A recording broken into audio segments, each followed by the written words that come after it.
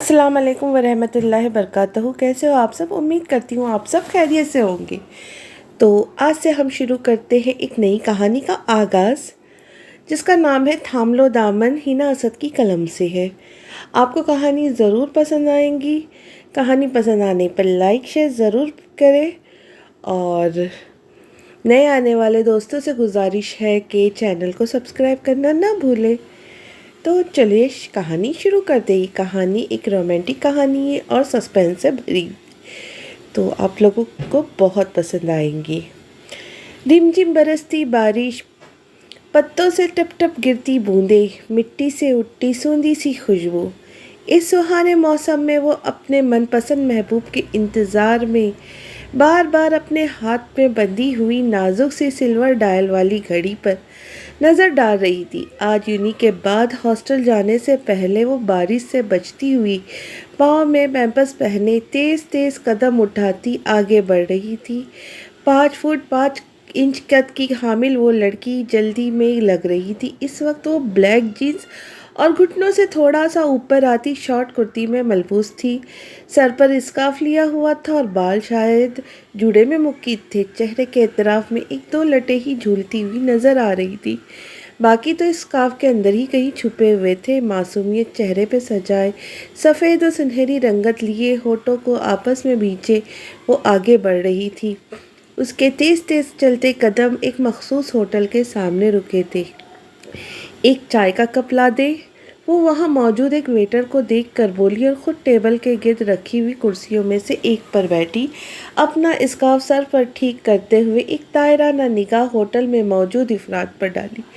ज़्यादातर वहाँ आदमी ही मौजूद थे। इक्का दुक्का कहीं कहीं एक दो ही ख़वातीन नज़र आई थी उसे। वक्त तो यही दिया था। वो मुंह बनाती एंट्रेंस की तरफ पलटी तो वो सामने से चला आ रहा था। कॉटन के सफ़ेद शर्ट जिस पर ब्लू चेक्स थी और ब्लू जीन्स में मलबूस, वो घड़ी पे वक्त देखता जल्दी ही ऑफिस से निकल आया था।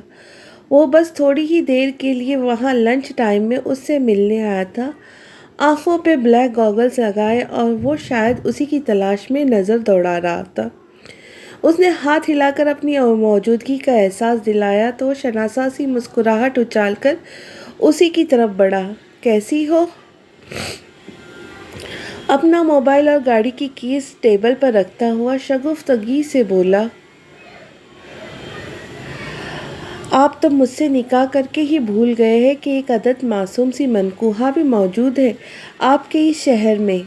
उसने मुंह फुलाए शिकवा कुन्ना निगाह से उसे देखते हुए कहा। बस यार, ऑफिस से वक्त नहीं मिलता। तुम बताओ, स्टडीज़ कैसी जा रही है? ठीक है सब। आपको तो पता है लास्ट ईयर स्टार्ट हो चुका है। हम लोग अपने प्यार के रिश्ते को चोरी छुपे निकाह के बंधन में खुद ही बांध तो चुके हैं, मगर मेरी स्टडीज़ कंप्लीट होते ही आप मेरे घर रिश्ता भिजवाएंगे और फिर हम दुनिया की नज़र में भी हमेशा हमेशा के लिए एक हो जाए। तुम फिक्र मत करो, ऐसा ही होगा। उसने मुकाबिल मौजूद सन्फ़े मुखालिफ के सफ़ेद रंगत वाले नाजुक से हाथ पर अपना मर्दाना भारी हाथ रखते हुए तसल्ली आमेज़ अंदाज में कहा, चाय पियेंगे? नहीं, इतना वक्त नहीं, वापसी पर वक्त लगेगा, अभी बिज़ी हूँ। आज शाम अलीना और अली की एंगेजमेंट है, तुम आओगी? आना तो पड़ेगा, आखिर को अलीना मेरी क्लासमेट और बेस्ट फ्रेंड है, जबकि अली आपका दोस्त। ठीक है, तो फिर शाम को मुलाकात होती है। तकरीब में एक ज़रूरी मीटिंग है। वो मोबाइल पर वक्त देख कर बोला, मिस यू। वो उठते हुए वजूद को अपने हाथ में लेते हुए नरम निगाहों से देखते हुए बोली, मिस यू टू। उसकी भी हल्की सी मूंछों तले अना भी लब मुस्कुराए।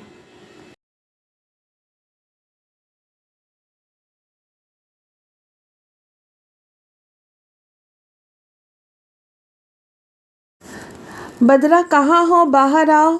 देखो नाश्ता तैयार हो गया, लड्डू इंतज़ार कर रहा है। स्कूल का वक्त हो चला है और तुझे कुछ होश ही नहीं। बीजान ने उसे स्कूल यूनिफॉर्म में मलबूस देखा तो वो वहीं से ऊंची सदा लगाती किचन की जानिब बढ़ी। लड्डू के चेहरे पर बदरा को देखकर चमक उभरी। وہ بھی کمرے سے باہر نکل کر ایک نظر لڈو پر ڈال کر جلدی سے کچن میں چلی گئی۔ اگلے چند منٹ میں وہ ناشتہ ٹرے میں سجائے باہر آئی۔ لڈو ناشتہ کر لو تم بھی۔ بدرا نے ٹرے اس کے سامنے کی اور خود پاس ہی بیٹھ گئی۔ نہیں شکریہ، تم بس جلدی سے ختم کرو اسے، میں نے ناشتہ کر لیا ہے، پہلے تمہیں اسکول چھوڑنا ہے، پھر مجھے بھی وقت پر پہنچنا ہے اپنے اسکول۔ وہ نہایت مطمئنت سے بولا۔ تمہیں کسی چیز کی ضرورت تو نہیں؟ نہیں لڈو، مجھے کسی بھی چیز کی ضرورت نہیں۔ وہ جلدی سے پراٹھے کا آخری لقمہ منہ میں ڈالتے ہوئے اپنی جگہ سے اٹھی اور شانے پر بیگ ڈالا۔ بی جان کی دعاؤں کے حصار میں وہ سر پر اس عمر میں بھی دوپٹہ اچھے سے اوڑھتے ہوئے رخصت ہوئی۔ بدرا کی عمر صرف 11 سال تھی۔ بی جان نے اس کی چھوٹی سی عمر میں ہی ایسی تربیت کی تھی کہ وہ اپنے سر سے دوپٹہ اترنے نہیں دیتی تھی، اپنے آپ کو ہر وقت دوپٹے میں لپیٹ کے رکھتی۔ لڈو ان کے محلے دار 7 والے گھر کا رہائشی تھا جو بدرا سے عمر میں 3 سال ہی بڑا تھا۔ بہت ہی نیک اور صالح بچہ تھا اور بی جان سے قرآن پاک پڑھنے آتا تھا۔ بی جان جو اب گھٹنوں کے درد کی مریضہ بن چکی تھی، زیادہ دور نہ چل پانے کی وجہ سے انہوں نے بدرا کو اسکول چھوڑنے اور واپسی پر ساتھ لانے کا کام لڈو کے ذمے لگایا تھا، جسے وہ بخوشی انجام دیتا۔ یہ منظر تھا ایک گاؤں کا، جہاں رہنے والے لوگوں کے دلوں میں محبت کا سمندر آباد تھا، اور انہی میں سے تھی ایک بی جان۔ دور تک نظر دوڑاؤ تو ہر طرف صرف اور صرف ہریالی ہی ہریالی نظر آتی تھی۔ اس ہریالی کے بیچوں بیچ واقع تھا یہ خوبصورت علاقہ، سرسبز شاداب۔ یہ علاقہ خوبصورتی میں اپنی مثال آپ تھا۔ کچے پکے مکان ایک ترتیب سے اور کچھ ذرا دور دور بنے ہوئے تھے۔ بی جان کے شوہر سکندر شاہ ایک سخت گیر غصیل طبیعت کے مالک تھے۔ گرمی ان کی ذات میں مفقود تھی، جبکہ بی جان طبیعت میں اپنی مزاجی خدا سے بالکل الٹ۔ مزاج کی نرم خشک اخلاق، ہر وقت ایک نرم سی مسکراہٹ ہونٹوں پر سجا کر رکھنے والی۔ کبھی کسی وجہ سے ان کے ماتھے پر ناگواری کے بل نہیں پڑتے تھے، ہر ایک سے خوش اخلاقی سے ملتی، جو ان کی شخصیت کا خاصہ تھا۔ اپنی شوہر کے وفات کے بعد وہ محلے کے بچوں کو سپارہ پڑھاتی تھی۔ سارا محلہ ان کی عزت کرتا تھا کیونکہ ان کا تعلق سید گھرانے سے جو تھا۔ ان کے 2 بچے تھے، نہال شاہ اور عائزہ شاہ۔ عائزہ ایک نٹکھٹ سی لڑکی تھی، ہر کسی سے گھل مل جانے والی اور شوخ و چنچل۔ اپنے بھائی کی لاڈلی اکلوتی بہن، نہال شاہ کی تو جان بستی تھی اس میں۔ نہال شاہ اپنے مرحوم بابا سکندر شاہ جیسے تو نہیں تھے، مگر سختی کا عنصر ان میں بھی پایا جاتا تھا۔ وہ اپنی ماں کی ہاں میں ہاں ملانے والے اور ان کی ہر بات کو حکم کا درجہ دینے والا انسان تھا۔ عائزہ کا ایک اچھا رشتہ آیا۔ لڑکا آسٹریلیا میں کسی اچھی پوسٹ پر تھا۔ کچھ دنوں کے لیے اپنے پرانے رشتہ داروں سے ملنے پاکستان آیا اور ایک شادی کی تقریب میں عائزہ کو دیکھ کر پسند کر لیا۔ عائزہ کے تو گویا نصیب ہی جاگ اٹھے۔ بی جان نے اور نہال شاہ نے اتنا اچھا موقع ہاتھ سے نہ جانے دیا اور عائزہ کی رخصتی دائیں مافندی سے کر دی، اور اب وہ اپنے شوہر اور بچوں کے ساتھ آسٹریلیا میں ہی مقیم تھی اور ایک خوشگوار زندگی گزار رہی تھی۔ جبکہ نہال شاہ نے اپنی تعلیم مکمل کرنے کے بعد ایک ملٹی نیشنل کمپنی میں جاب شروع کر دی۔ وہیں اس کے باس نے اس کے کام کے لگن کو دیکھتے ہوئے ایک دن اسے ایک آفر دی، جسے سن کر وہ بہچکا رہ گیا۔ میری بیٹی سے شادی کر لو، میں اپنا سارا بزنس تمہارے حوالے کر دوں گا، مگر میری ایک شرط ہے، تم اسے چھوڑو گے نہیں کبھی بھی۔ اگر تم نے ایسا کرنے کی کوشش کی تو ساری جائیداد ٹرسٹ میں چلی جائیں گی۔ پہلے تو کچھ لمحے دماغ کچھ بھی سوچنے سمجھنے کی صلاحیت سے مفقود ہوا۔ اس نے ان سے کچھ وقت لیا سوچنے کے لیے، مگر پھر اپنا خستہ حال گھریلو حالات دیکھ کر اس نے اپنے روشن مستقبل کے لیے یہ کڑوا گھٹ بھرنے کا فیصلہ لے ہی لیا سکندر شاہ کی وفات کے بعد بی جے نے ان دونوں بہن بھائیوں کو جس طرح قسم پرسی کی حالت میں پالا تھا وہ کسی سے ڈھکا چھپا نہ تھا۔ زندگی اگر اسے کچھ بن جانے کا موقع دے رہی تھی تو وہ اسے اپنے ہاتھوں سے گنوانا نہیں چاہتا تھا، اس لیے اس نے اپنے باس کی بیٹی سے شادی کرنے کا فیصلہ کر لیا۔ نہال شاہ نے اپنے جیون ساتھی کے حوالے سے کئی خواب بنے تھے، مگر ان خوابوں کی تعبیر خوبصورت نہیں تھی۔ نہال شاہ نے یہ نکاح صرف اور صرف اپنے مستقبل کی وجہ سے کیا تھا۔ ایسا نہیں تھا کہ تعبیر خوبصورت نہیں تھی، وہ خوبصورت تھی، لیکن نہال شاہ ایک ایسا شخص تھا جسے کم ہی کوئی چیز پسند تھی۔ تقریب کا آغاز ہو چکا تھا۔ اس ہوٹل کا شمار شہر کے عمدہ ترین ہوٹل میں سے تھا۔ اسٹیج پر موجود کپل مہمانوں سے تحائف اور وشز وصول کر رہے تھے۔ دونوں کی جوڑی شاندار لگ رہی تھی۔ وہ بلیک 3 پیس سوٹ میں ملبوس اسکائی بلو شرٹ اور بلیک اسکائی بلو ترچھی دھاریوں والی ٹائی لگائے، ہاتھ میں اعلیٰ برانڈ کی گھڑی ڈالے چمچماتے شوز پہنے ہوئے تھا۔ خوبرو چہرے پر سجی سیاہ بڑی بڑی آنکھیں جو ہمیشہ شاید نظر نہ لگ جانے کی وجہ سے گوگلز کے پیچھے چھپی رہتی تھی، آج چمکتی ہوئی نظر آئی تو غضب ڈھا رہی تھی۔ وہ بھی آج اس کے رنگ میں رنگی بلیک دلکش میکسی زیب تن کیے ہوئے تھی جو ایک دن اس نے اپنی پسند سے اس کے لیے خریدی تھی۔ ہلکا سا نیچرل میک اپ کیے وہ بھی اپنی تمام تر خوبصورتی سے مقابل موجود شخصیت کی دل پر بجلیاں گرانے کے سبب بن رہی تھی۔ وہ دونوں علی اور علینا کی انگیجمنٹ کی تقریب میں شرکت کے لیے آئے تھے۔ ان دونوں کا دھیان تقریب میں کم اور ایک دوسرے میں زیادہ تھا۔ نظروں ہی نظروں میں وہ ایک دوسرے میں مدغم ہو چکے تھے۔ دونوں علی اور علینا کو وش کرنے کے بعد ایک ہی ٹیبل پر موجود تھے۔ پرتکلف ڈنر کا اہتمام کیا گیا تھا، وہ دونوں بھی اس سے محظوظ ہوئے۔ آج تو آپ میری جان نکالنے کے در پہ ہیں۔ اس نے کولڈ ڈرنک کا سپ لے کر کانچ کا گلاس میز پر رکھا اور پھر شرارت بھری نظروں سے اسے دیکھتے ہوئے کہا۔ وہ جو بریانی کا بائٹ منہ میں ڈال رہی تھی، اس کے ذو معنی بات سن کر چاول حلق میں اٹک کر رہ گیا۔ وہ گلے پر ہاتھ رکھ کر زور سے کھانسنے لگی، پھر ہاتھ بڑھا کر اسی کولڈ ڈرنک کا بچا ہوا گلاس اٹھا کر لبوں سے لگایا اور بنا سانس لیے گٹاگٹ گلے میں انڈیل لیا۔ کچھ دیر بعد کچھ سکون ملا، مگر اس کی آنکھیں پانیوں سے تربتر ہو چکی تھی۔ ڈنر سے فارغ ہوئے تو سب خوش گپیوں میں مصروف تھے۔ ایک گیم کھیلیں؟ وہ بولا۔ یہ کوئی عمر ہے ہماری گیمز کھیلنے کی؟ یہ گیمز ہماری عمر کے لوگ کے لیے ہی ہے میڈم۔ چلو الفابیٹ بولو۔ اے۔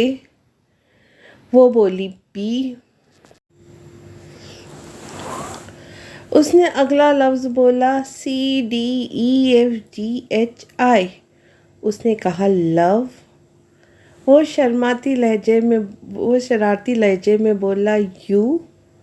بے اختیار اس کے لبوں سے نکلا جاندار قہقہہ اس کے منہ سے برآمد ہوا اور وہ اپنے ہونٹوں پر ہاتھ رکھ مصنوعی غصہ سجا اسے دیکھنے لگی۔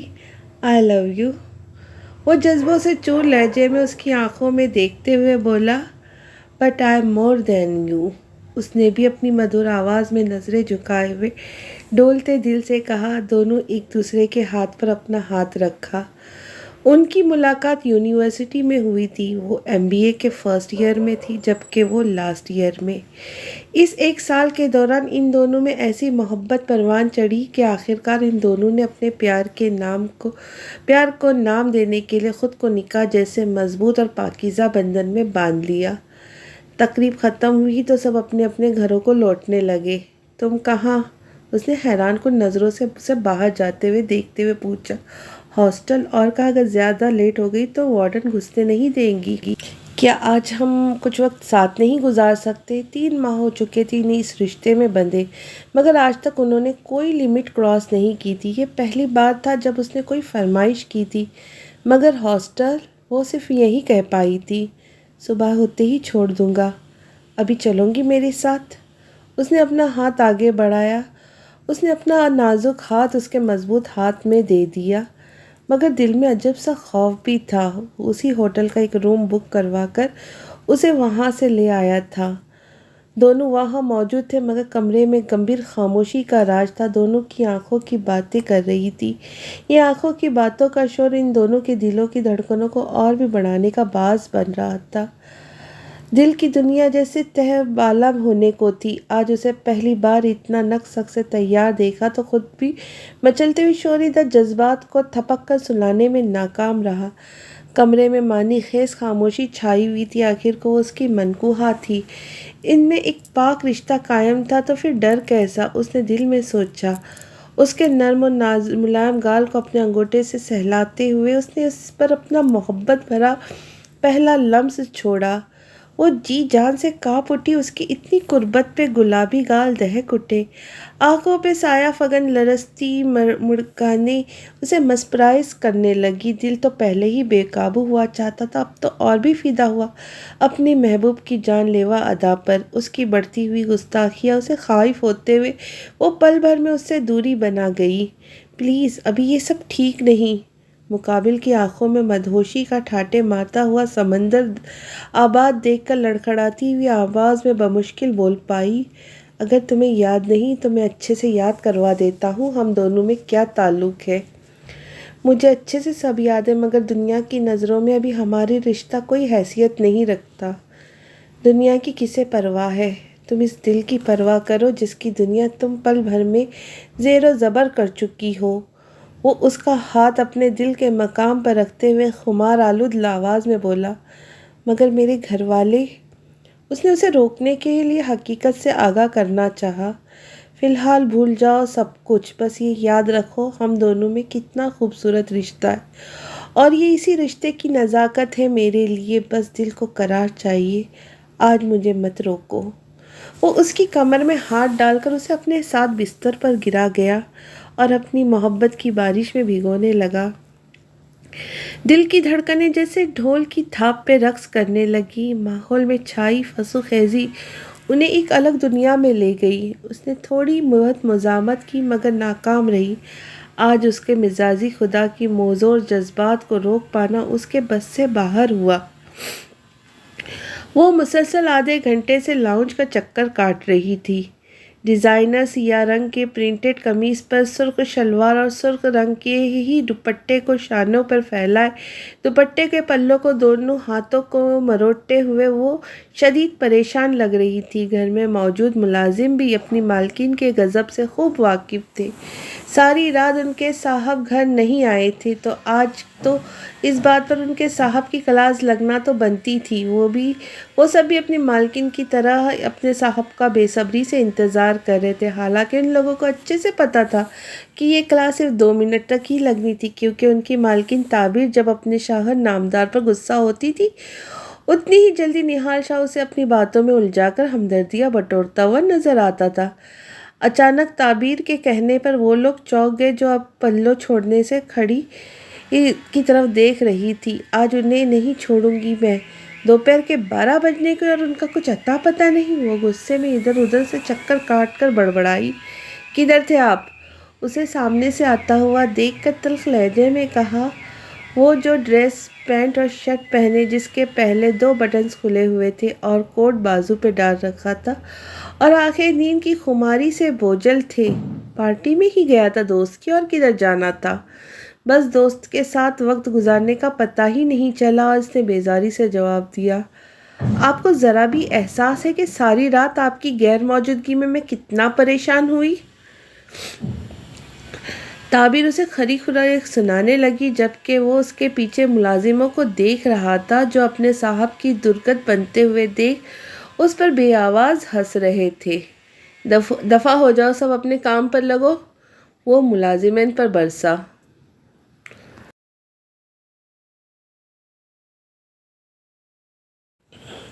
گرمیوں کے دن تھے، انہیں چھٹی 1:30 بجے ہو جاتی تھی۔ چھٹی کے بیل بجتے ہی وہ اسکول بیگ اٹھائے چھوٹے چھوٹے قدم اٹھاتی، دوپٹے کو اپنے ہاتھوں سے درست کرتی اسکول کے گیٹ سے باہر کی جانب بڑھی۔ اس کی کوئی خاص دوست نہیں تھی کلاس میں، وہ سب سے کم ہی بات کرتی تھی، وہ بھی بس کام کی۔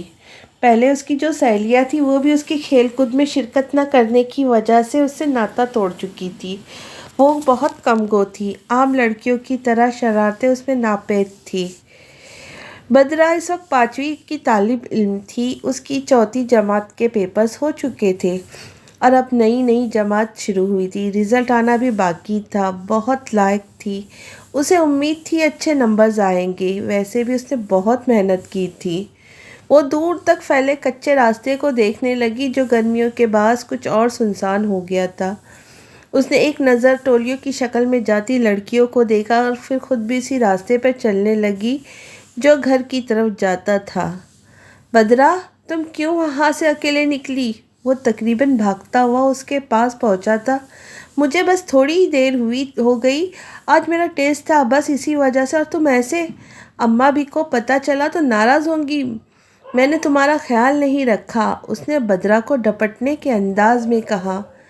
میں سمجھی تم مجھے لینا بھول گئے، بس اسی لیے، وہ ہلکی سی آواز میں منمنا کر بولی۔ آگے کبھی ایسا ہوا ہے کہ میں تمہیں لینا بھول جاؤں؟ وہ خفگی بھرے انداز میں بولا۔ وہ کھیتوں میں سے گزر کر گھر کی طرف جا رہے تھے کہ ایک آوارہ کتا جانے کہاں سے اچانک وہاں آ دھمکا۔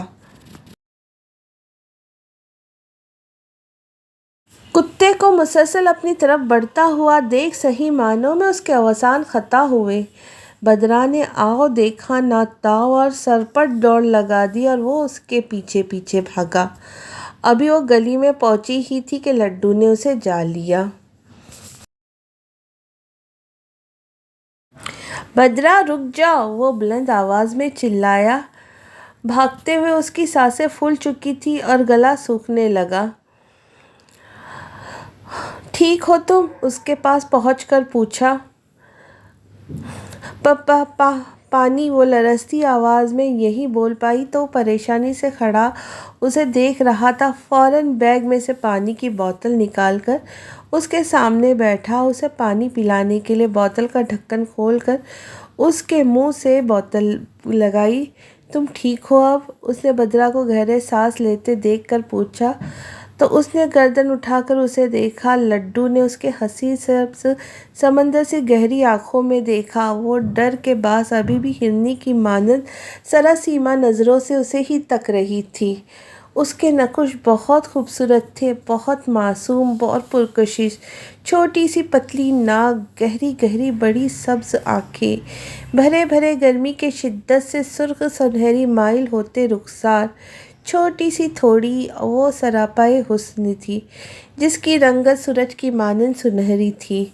اس کی نظریں پھسل کر اس کی گردن پہ جا پڑی جو دوپٹہ بھاگنے کی وجہ سے ڈھیلا ہونے سے واضح ہو رہی تھی۔ اس کی سراہی دار سفید گردن پر موجود جو چاند گرہن کا نشان تھا، وہ اس کی دلکشی، وہ سحر انگیز خوبصورتی کو نظر نہ لگ جانے کے لیے جیسے نظر کا ٹیکا لگا۔ نہال شاہ ابھی بھی میٹنگ سے فارغ ہو کر باہر نکلا تھا۔ اس کی میٹنگ بہت شاندار رہی تھی، اسے یقین تھا کہ ہمیشہ کی طرح اس بار بھی یہ پروجیکٹ اسے ہی ملے گا۔ وہ مسکراتے ہوئے اپنے آفس کی طرف بڑھ گیا۔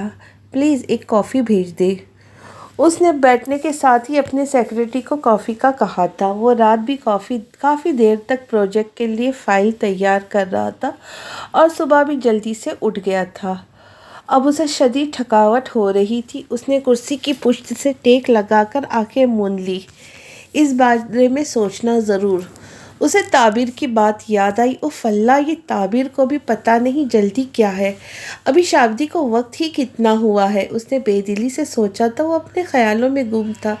دفعتاً دروازہ نوک ہوا تھا۔ کم ان، اس نے بالوں میں ہاتھ پھیرتے ہوئے دروازے کی جانب دیکھا جہاں سے اب اس کی سیکرٹری کافی لے کر اندر آ رہی تھی۔ سر، آپ کی کافی، سیکرٹری نے پیشہ ورانہ انداز سے مسکراتے ہوئے نہال شاہ کی طرف کافی بڑھائی۔ ادھر رکھ دو، اس نے سیکرٹری کی طرف دیکھ کے بغیر جواب دیا۔ اس کا دماغ اب کسی اور نہج پر سوچ رہا تھا۔ سیکرٹری ایک حیران نظر اس پر ڈالتے ہوئے باہر نکل گئی۔ تمر کے والدین ایک حادثے میں فوت ہو چکے تھے۔ اس وقت تمر کی عمر صرف 8 سال تھی۔ اپنوں کے نام پر اس کے صرف تایا ہی تھے، اس لیے تمر ان کی ذمہ داری بن گئی۔ تایا ابو کا برتاؤ اس کے ساتھ لیا دیا ہی تھا، لیکن تائی امی کو وہ زہر لگتی تھی۔ تایا ابو کویت میں نوکری کرتے تھے، اس لیے مہینوں بعد ہی گھر واپس آتے تھے، اور ان کے پیچھے تائی اس کے ساتھ نوکروں سے بھی بدتر سلوک کرتی تھی۔